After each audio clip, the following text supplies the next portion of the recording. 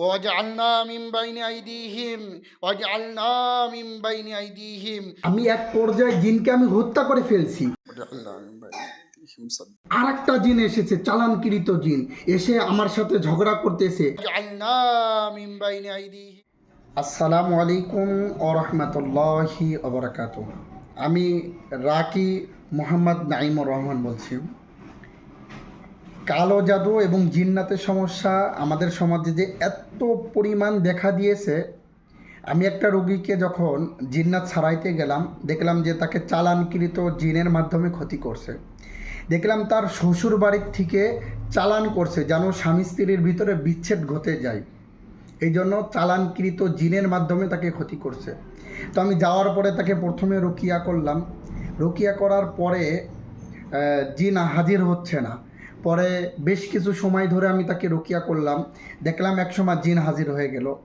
এরপরে জিন হাজির হয়ে দেখলাম গলার এইখানে ইটকে আছে জিন, এবং জিনটা চোখে কিছু দেখতে পারতেছে না। দেখলাম যে জিন চিৎকার করতেছে, কান্না করতেছে, আর বলতেছে যে আমি কিছু দেখতেছি না। এরপর আমি দেখলাম যে যদি আমি জিনকে না মেরে ফেলি তো ওই মানুষটা মারা যাবে, ওই মহিলাটা মারা যাবে। তারপরে আমি জিনকে মেরে ফেললাম। এরপরে হচ্ছে কোরআনের আয়াত পড়ে এমনভাবে হাত দিয়ে কেটে দিলাম, জিন মারা গেল এবং রুগীটার সাথে সাথে অজ্ঞান হয়ে পড়ে গেল। অজ্ঞান হয়ে পড়ে যাওয়ার পরে এরপরে আবার কিছুক্ষণ পরে হুঁশ ফিরল, আমাকে নাস্তা দিল, আমি নাস্তা খাইতেছি।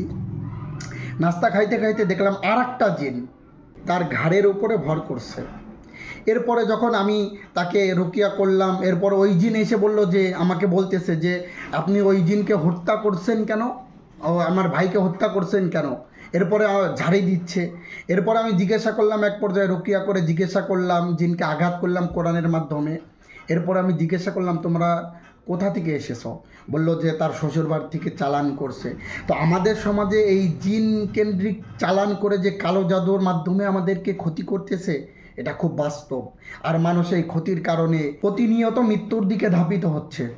তো তারপরে তাকে আবার আমি কয়দিন পরে রুকিয়া করলাম, দেখলাম আবার জিন চালনা করছে। এরপরে তাকে আমি রুকিয়া করে নির্দিষ্ট আমল দিলাম যে যেন চালানকৃত জিন তাকে আর ক্ষতি না করতে পারে। এরপরে ইনশাআল্লাহ আল্লাহ সুবহানাহু ওয়া তাআলার অশেষ মেহেরবানিতে তাকে রুকিয়া করার পরে সে পরিপূর্ণ সুস্থ হলো, আলহামদুলিল্লাহ। আমাদের আশেপাশে আপনারা যারা জিনগ্রস্ত, কালো জাদুগ্রস্ত, ইনশাআল্লাহ আপনারা আমাদের কাছে আসতে পারেন। ইনশাআল্লাহ সঠিক ট্রিটমেন্ট নিয়ে আপনারা সুস্থ হয়ে যাবেন। কিন্তু আপনারা রোগ পুষে রাখবেন না। রমজান মাস খুব ভালো একটা সময় এখন রুকিয়া করার। আপনারা যারা ক্ষতিগ্রস্ত আসেন, রমজানুল মোবারকে ইনশাআল্লাহ আপনারা আসতে পারেন। ভালো থাকেন। আসসালামু আলাইকুম ওয়া রাহমাতুল্লাহ।